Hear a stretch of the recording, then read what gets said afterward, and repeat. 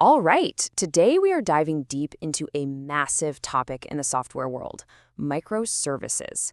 We're going to break down what they are, why they even exist, and get into the really big debate on how you should actually manage them. Let's jump right in. First off, let's start with a question that's kind of wild when you think about it.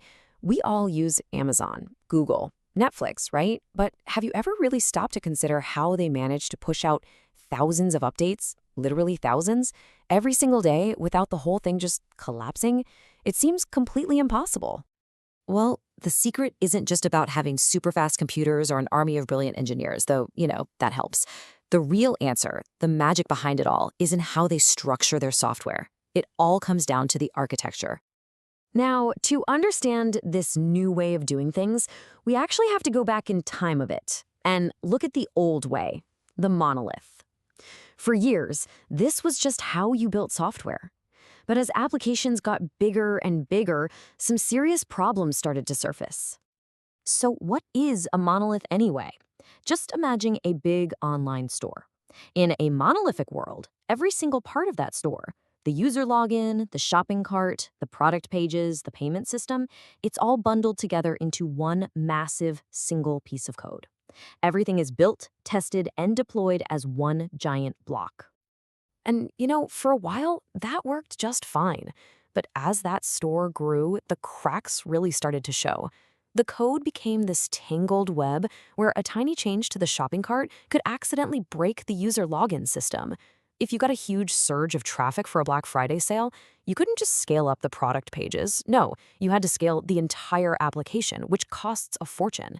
And worse, even a tiny bug fix meant you had to retest and redeploy the whole shebang, making releases incredibly slow and painful. So the solution to all these headaches was a pretty radical shift in thinking. Instead of building one giant interconnected block, the big idea was, what if we built applications out of lots of small independent pieces? And that, right there, is the core idea of microservices. And wow, the difference is like night and day. A monolith is that single unit, deployed all at once, usually stuck on one technology. But microservices, they blow that wide open. Each service is its own little mini application that can be deployed all by itself. This means the payments team could be using a completely different programming language than the user accounts team. It gives teams an incredible amount of freedom and autonomy. So the key takeaway here is that this isn't just about making code smaller. It's about organizing everything around business functions. You have a payment service, a user account service, and so on. Each one has one job, and it does that one job really, really well. And the most important part, they are loosely coupled. That's the magic word. It means you can update, deploy, or even totally rewrite the payment service without ever having to touch the user account service. Okay, but this brings up a huge, glaring question, right? If all these services are independent, self-contained little islands, how in the world do they actually work together to feel like one single app? How does the checkout talk to the shopping cart? Well, there are basically 3 common ways this happens. The simplest is a direct API call. One service literally calls up another and waits for a response.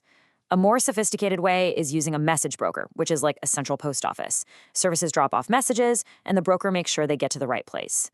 And then there's the really modern approach, a service mesh. Think of it like a smart traffic cop for all your services, handling all the complex communication rules for you.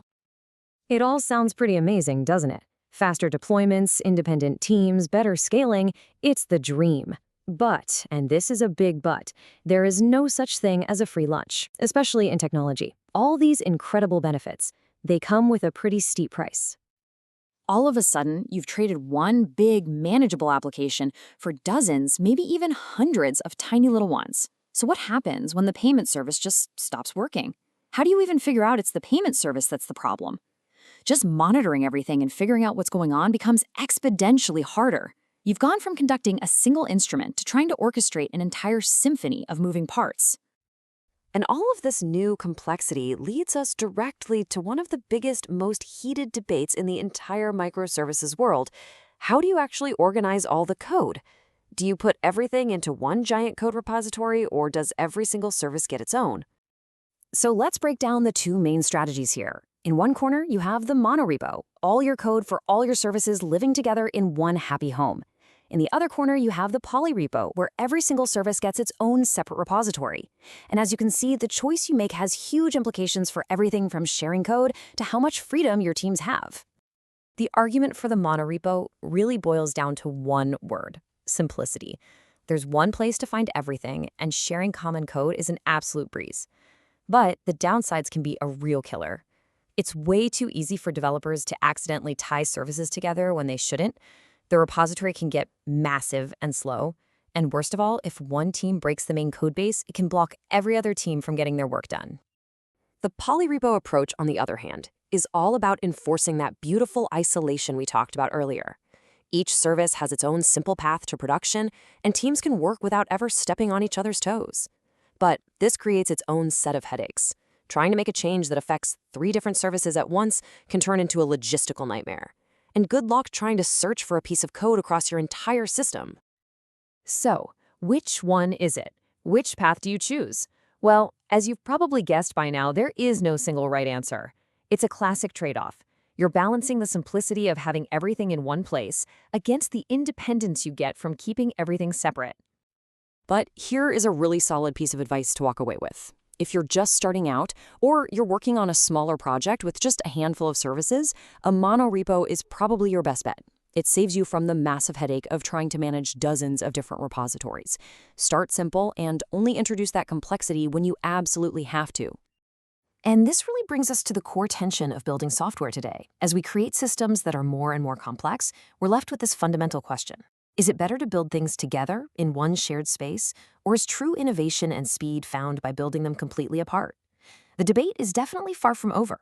Thanks for tuning in.